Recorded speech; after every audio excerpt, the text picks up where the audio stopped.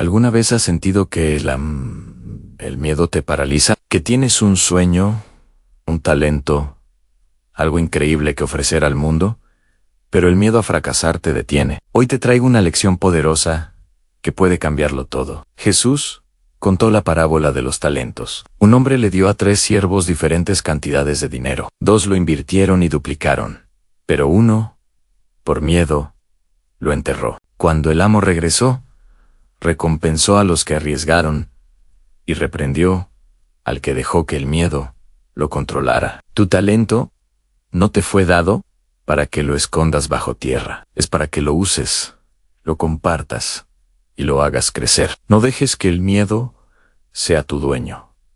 Atrévete a desenterrar ese talento hoy mismo. El mundo está esperando lo que solo tú puedes ofrecer. Dale like y suscríbete para más inspiración.